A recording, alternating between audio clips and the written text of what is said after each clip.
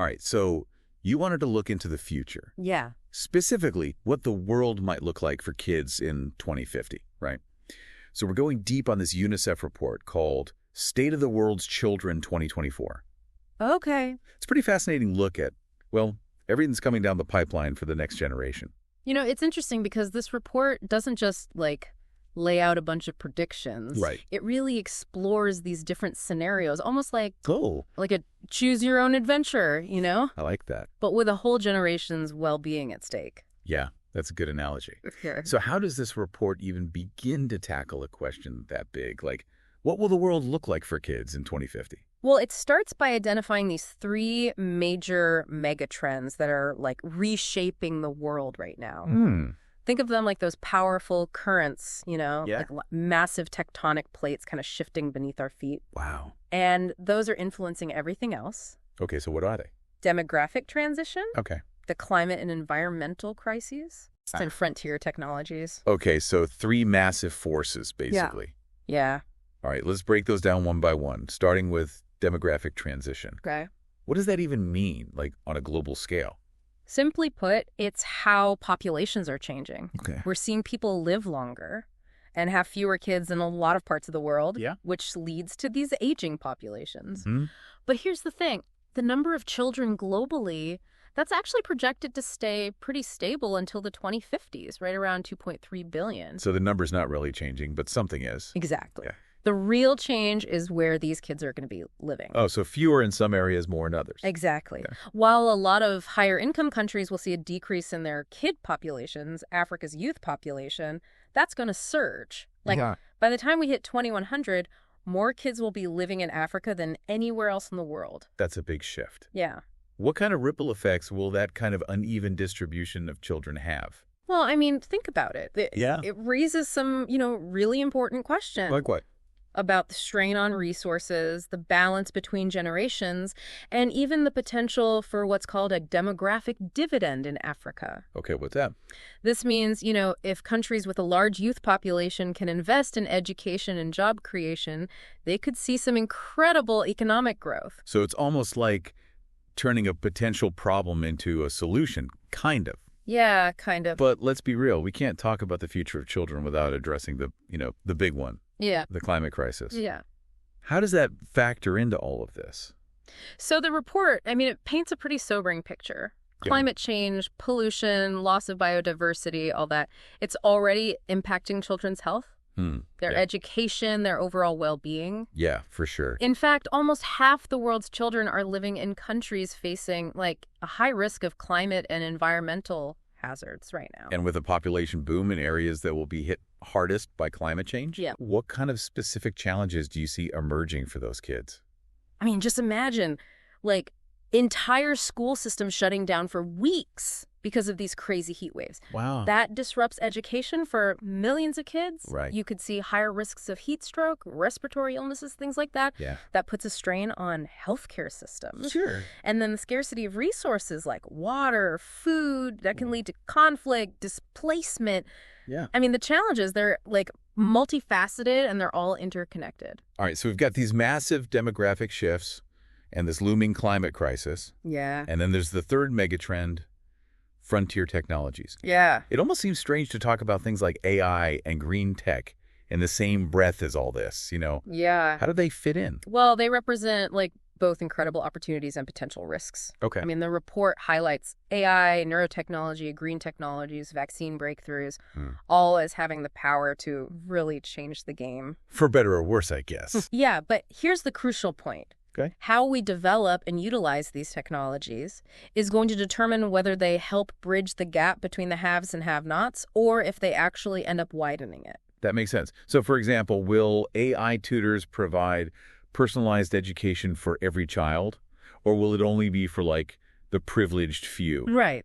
Will green technologies create a sustainable future for everyone, or will the benefits just be concentrated in wealthier nations? Exactly. It's a lot of what-ifs, right? A lot of what-ifs. And that's why the report doesn't just try to make one single prediction. Right. Instead, it explores these three potential scenarios for 2050. Okay.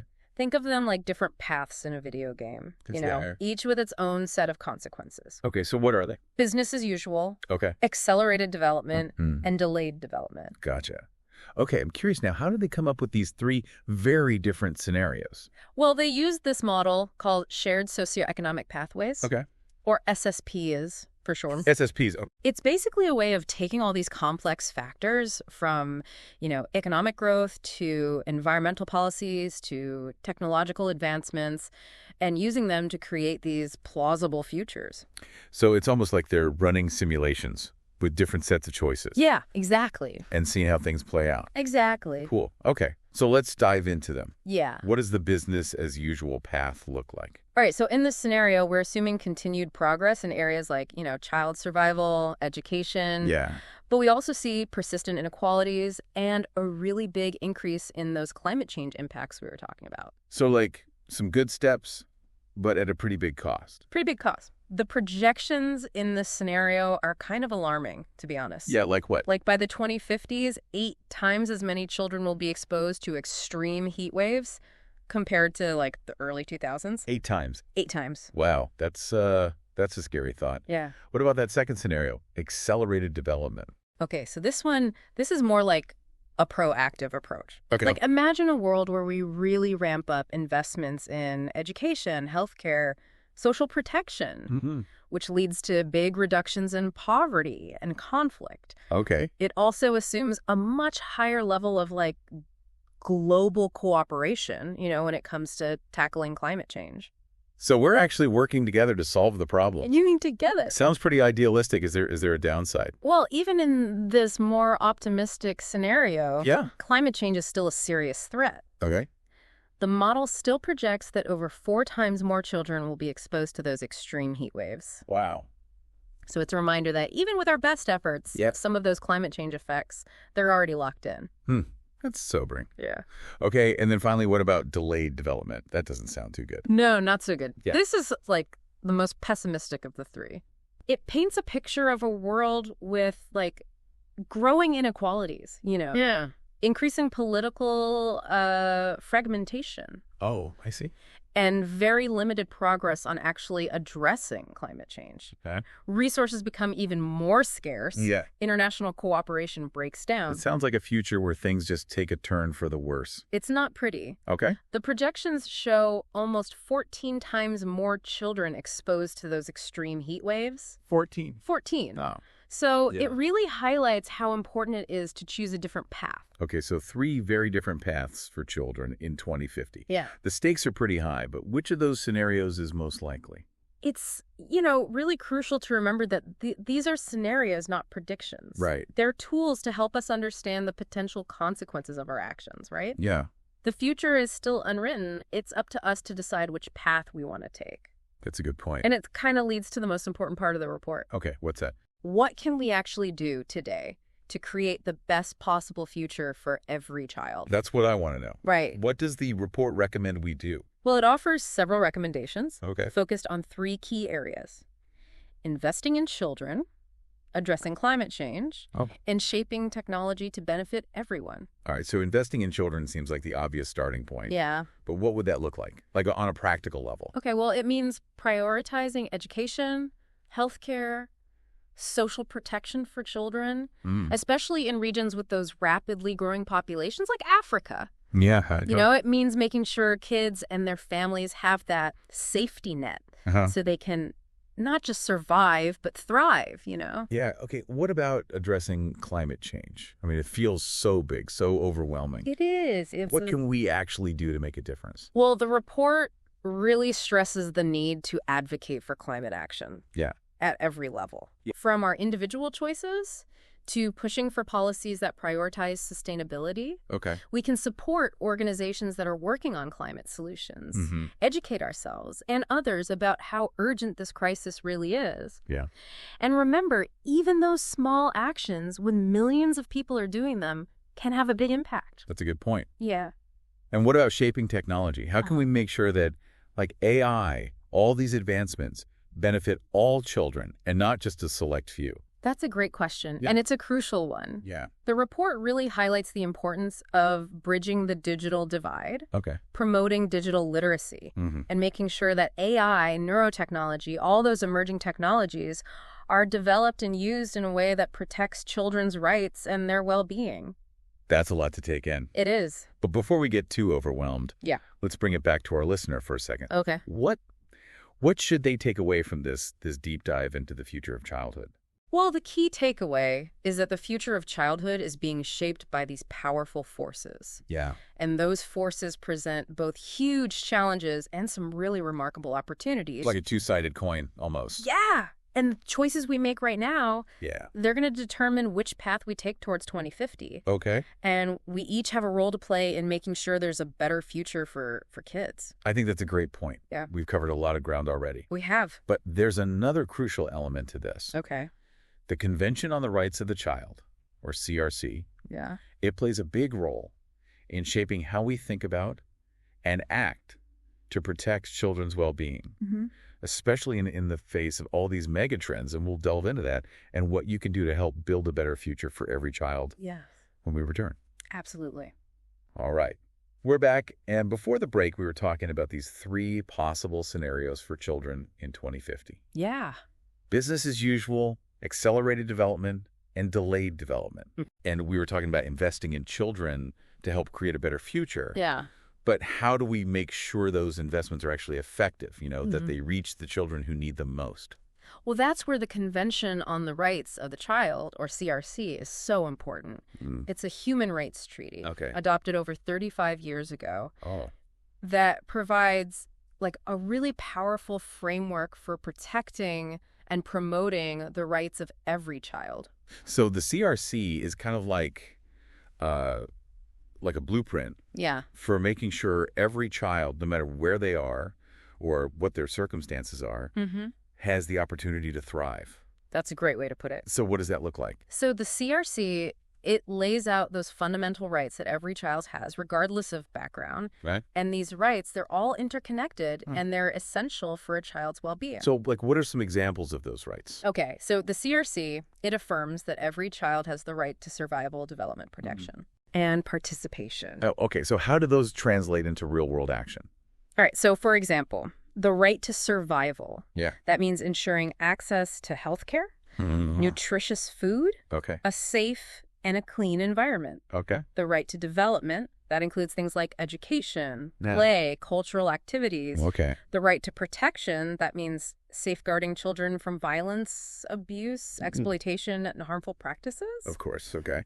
And then the right to participation. That means giving children a voice in the decisions that affect their lives. So it's not just about keeping children safe and in school. Right. It's about creating a world where they can develop their full potential, right? Yeah. And participate in shaping their own futures and the world around them. Exactly. Okay, so how does the CRC address the specific challenges, those megatrends that we've been talking about, especially something as massive as climate change? Yeah, it's a big one. How does the CRC address that? Well, the CRC provides this really solid foundation for responding to these challenges. Okay. For example, with climate change, the CRC's emphasis on the right to a healthy environment, that's more critical now than ever. Of course, yeah. And there's actually a recent addition to the CRC. Oh, really? That directly tackles this. Oh, wow. Okay. Yeah. So what is it? It's General Comment 26.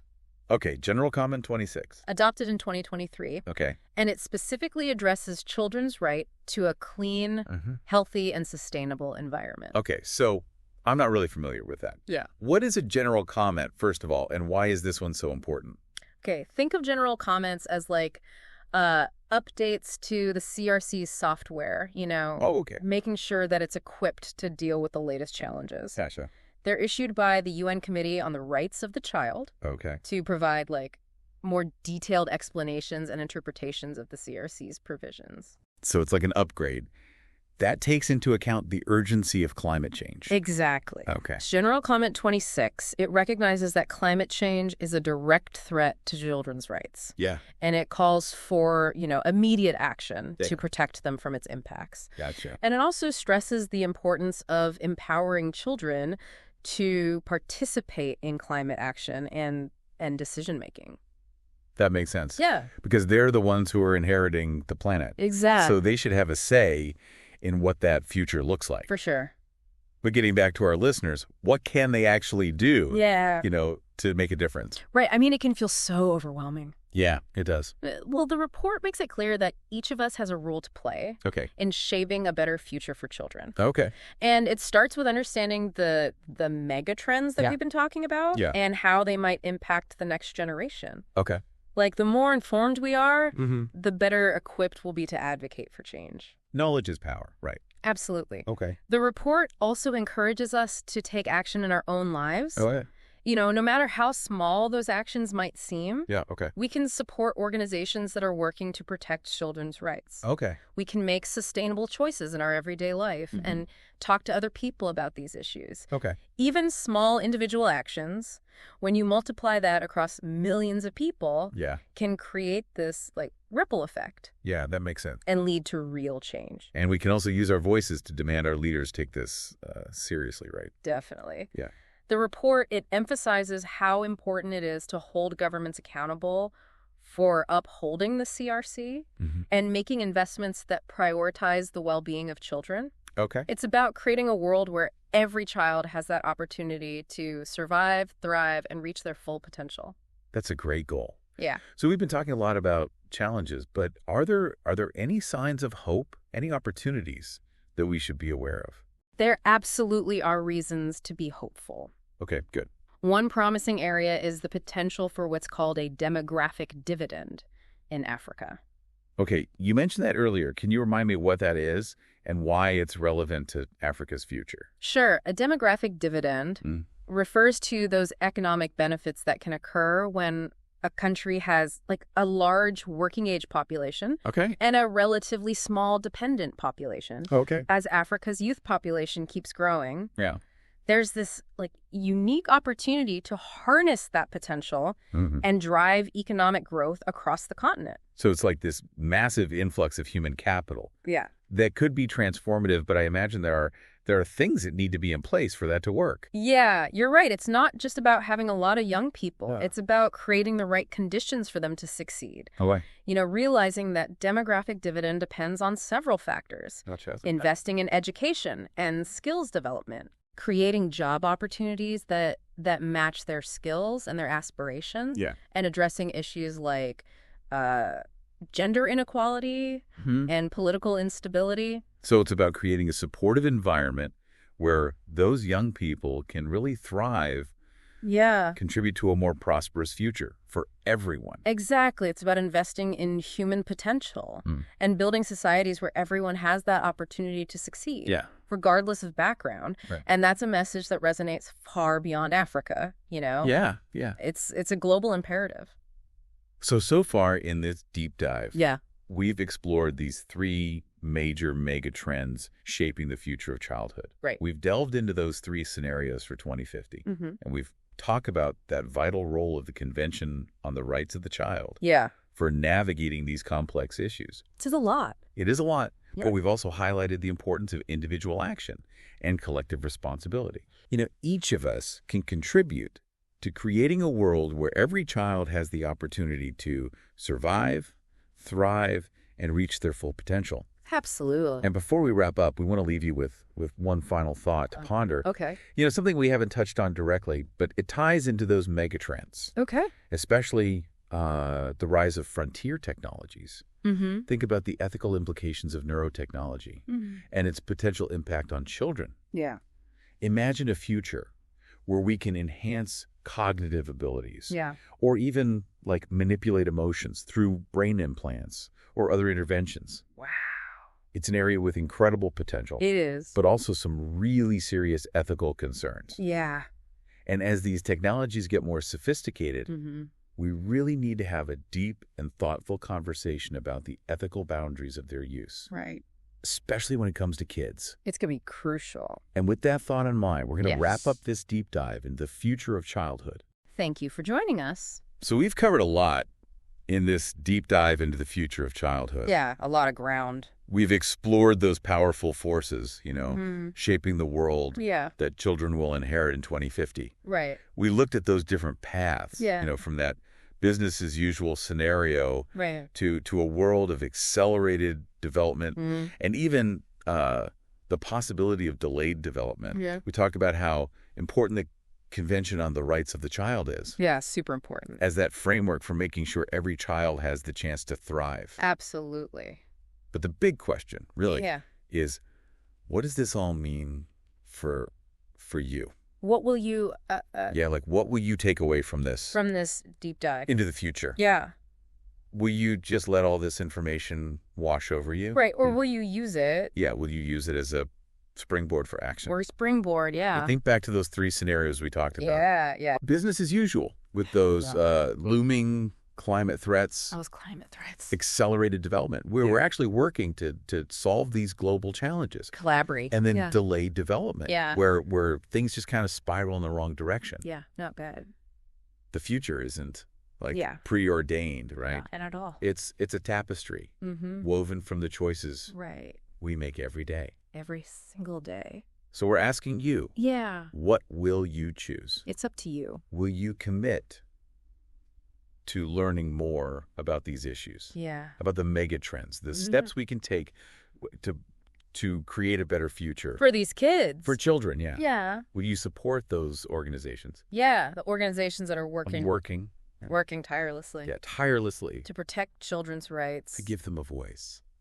Provide education, healthcare. Yeah, all of that. Will you make conscious choices in your own life? In your own life, yeah. Yeah. Choices that reflect a commitment to sustainability. To justice. To creating a world where every child has the chance to flourish. To thrive. Will you raise your voice? Yeah. And demand action from those leaders. Demand action. Push for those policies that prioritize children's well-being. Yeah, children first. And a sustainable future for everyone. For everyone. The future's calling. It is calling. How will you answer? It's time to answer.